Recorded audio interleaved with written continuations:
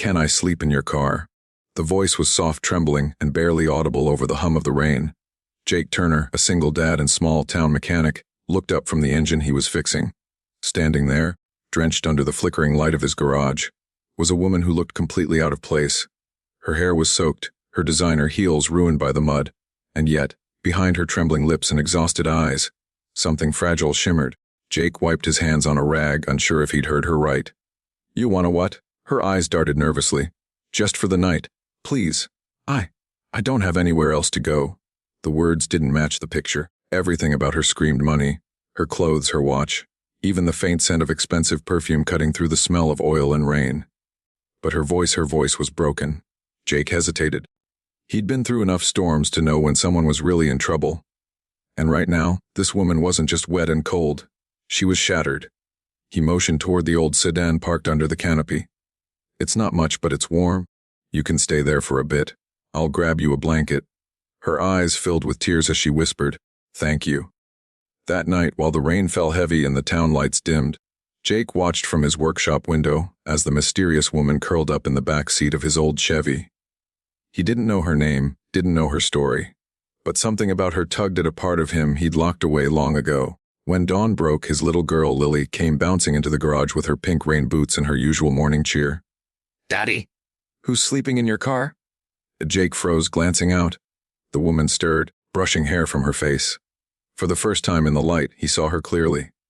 Beneath the exhaustion and rain, she was striking, graceful even in ruin. He stepped out, gently knocking on the window. "Morning, stranger. Coffee." She blinked, confused as if the word kindness was foreign to her.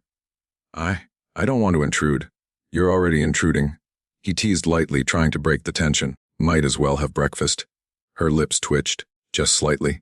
Over instant coffee and cold toast in his cluttered office, she finally introduced herself. "Claire." Her voice wavered. "Claire Donovan." Jake's brow furrowed. The name sounded familiar, but he couldn't place it. "You from around here, Claire?" She shook her head, staring at her cup. "No, I was just passing through." He didn't press. He'd been on the other end of too many stories where people just needed space before they could talk. Later that day, when a local tow truck driver stopped by, Jake caught him staring at Claire. "Isn't that the CEO lady? The one from the Donovan Group?" Jake blinked. "What? Yeah, man. Big-time company in Chicago. Been all over the news last week. She went missing after some big scandal or something." Jake looked back toward his small office where Claire sat quietly helping Lily draw. The woman who'd asked to sleep in his car didn't look like a CEO. She looked like someone who'd lost everything. He didn't ask her about it. Not that day. Not the next. Instead, she started helping out around the shop, cleaning, organizing tools, even baking muffins that Lily adored. The customers noticed, too. The shop suddenly felt lighter, warmer. Every night after closing, they'd talk. Sometimes about nothing, sometimes about everything. She'd ask about Lily's mother, and he'd just say she passed away years ago. She'd listen, her eyes soft with understanding. One night, he found her sitting alone by the workbench, tears streaking her face. "Claire," he said gently, "what are you running from?" Her lips trembled. "Myself." She told him everything. The corporate betrayal, the board that turned against her, the false accusations, and the reporters who wouldn't stop digging. "I built everything with my own hands," she whispered, "and when they took it all away, I realized I didn't even know who I was without it." Jake sat beside her in silence. Then he said quietly, "You know, sometimes you gotta lose everything before you can start living again." She looked at him through her tears, and for the first time, she smiled, a real one. The days turned into weeks. Claire slowly began to find peace in the rhythm of small-town life. Fixing engines, helping Lily with her homework, even laughing again. Jake found himself falling for her. Not the CEO she once was, but the woman who now found joy in the smell of oil and morning coffee. But peace never lasts forever. One afternoon, a sleek black car pulled up outside the shop. Two men in suits stepped out. One of them showed a badge. "We're looking for Claire Donovan." "Have you seen her?" Jake's hands tightened around his wrench. "Why?" "She's not in trouble," the man said quickly. "But her company's board needs her back. There's been developments." Jake's chest tightened. He turned toward the office where Claire stood frozen, her eyes wide with fear. He could see it in her face. She wasn't ready to go back. Not yet. That night she came to him again, standing in the doorway with her coat on. "Jake," she whispered, "thank you for everything. But I can't stay. They'll find me." He stepped closer. "Claire." She shook her head, tears glistening. You and Lily, you reminded me what it means to feel human again. But I can't drag you into my mess. Lily's voice echoed from behind. Miss Claire, you're leaving. Claire knelt, hugging the little girl tightly. I'll come back someday. I promise. And then she was gone, just like she'd come, in the rain, disappearing into the night. Jake stood there for a long time after, staring at the empty road. Months passed. The shop felt quieter, emptier. Jake went back to his old routine, but something inside him had changed. He'd learned that even the people who seem to have it all can be the ones most in need of kindness. Then, one morning, a familiar voice called out from the doorway. Jake Turner, how do you feel about expanding this little shop of yours? He turned and froze. There she was, Claire, in a crisp blazer, but with the same warmth in her eyes. Behind her stood a small team of workers unloading boxes with a new sign, Turner and Donovan Auto Care. Lily ran to her, squealing, You came back? Claire smiled, tears in her eyes. I told you I would. Jake just stood there, speechless. You didn't have to do this. She stepped closer, her voice soft. I wanted to. You gave me a place to rest when I had nowhere to go. Now it's my turn to give you something. He looked into her eyes, the same eyes that once held so much pain. So, what happens now? Claire smiled faintly. Now we build something that can't be taken away. The rain began to fall again, softly this time, like a blessing. And for the first time in years, Jake felt like everything was exactly where it was meant to be. But what neither of them knew was that their story was only just beginning. To be continued, the new sign, Turner and Donovan Auto Care, became a symbol in their small town. People stopped by not only for oil changes or engine fixes, but for the story behind the name. Word spread quickly that the mysterious CEO who vanished from the city had come back. Not with headlines or cameras, but with humility and a heart rebuilt from ashes. For Jake, life began to feel like something new again. The shop wasn't just his anymore.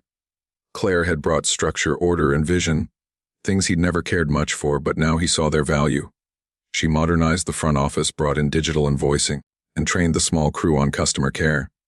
But she didn't act like a boss. She worked beside them, sleeves rolled up, hands dirty with grease, laughing when Lily smeared oil on her cheek.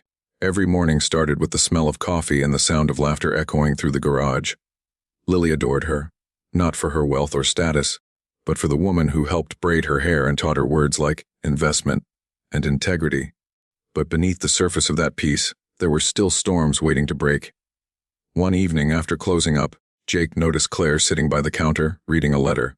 Her hands trembled as she folded it. When he asked what it was, she hesitated. They want me back, she said quietly. The Donovan Group. The board reversed their decision. They're offering me my old position. Jakey's heart sank, though he tried to hide it. That's good news, isn't it? She looked up, eyes searching his face. I don't know anymore. For the first time, Jake saw the war within her, between the woman she was and the one she'd become. Do you miss it? He asked softly. She exhaled slowly. I miss the part where I believed I could make a difference. But not the politics, not the pressure, not being surrounded by people who smile at you only when they need something.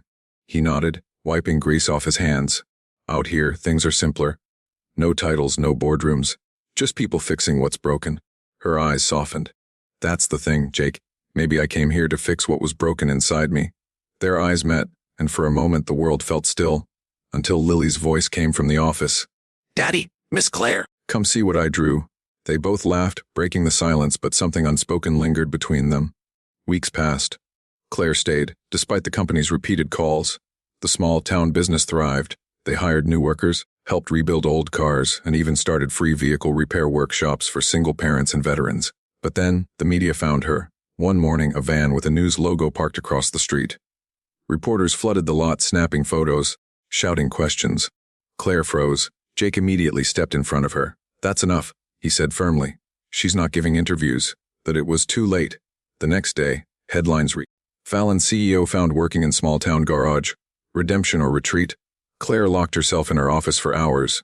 Jake finally knocked and said quietly, You gonna let them decide who you are again? She looked up, eyes red. You don't understand, Jake. The moment I step back into that world, it starts all over. The pressure, the lies, the expectations. I'm scared of losing this, of losing you and Lily. He sat down beside her. Claire, what you've built here, what we've built, doesn't disappear because of a headline. You taught me that sometimes you have to stand in your truth, even when it's uncomfortable. She took a shaky breath. I don't want to leave this life behind. Then don't, he said simply. Stay. Or go back on your own terms. For the first time, she smiled again. You always make it sound so simple. Because it is, he said with a grin. Life's complicated enough. Love shouldn't be. The word hung in the air between them, love, and neither of them corrected it. That night, the rain returned, just like the night she first showed up at his shop. They stood by the garage door, watching the drops fall. Claire leaned against him quietly and whispered, Jakey, do you ever think about that night? Every time it rains, he murmured. She smiled faintly. I was so lost back then. I didn't even know why I asked to sleep in your car. I just felt safe here. He turned to her, his voice low. And now, she met his gaze. Now I know why. Before he could respond, she leaned in and kissed him, softly, gently like the rain outside. From that night on, things changed. They didn't announce it, didn't need to. The town already saw the way they looked at each other, the way Lily's laughter tied them all together like family.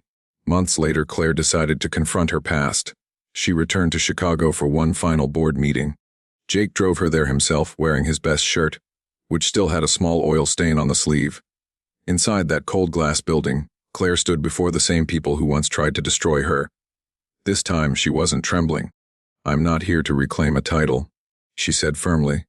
I'm here to thank you, because losing everything was the best thing that ever happened to me. It showed me what real work, real honesty, and real people look like. I'm not your CEO anymore. I'm just Claire Donovan, and I'm proud of that.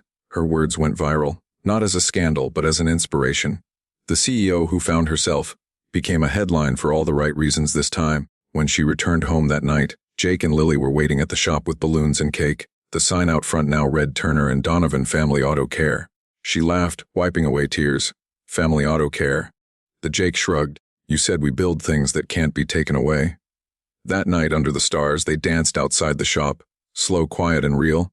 No fancy ballrooms, no cameras. Just love, laughter, and the hum of the old neon light flickering above them. Years later, the town would remember them, the mechanic and the runaway CEO, as a love story born from rain and redemption. And whenever it rained, people swore they could still see her standing under that old canopy, smiling through the drizzle, whispering softly, "Can I sleep in your car?" Only this time, it wasn't a question, it was a memory of the night two broken souls found their way home.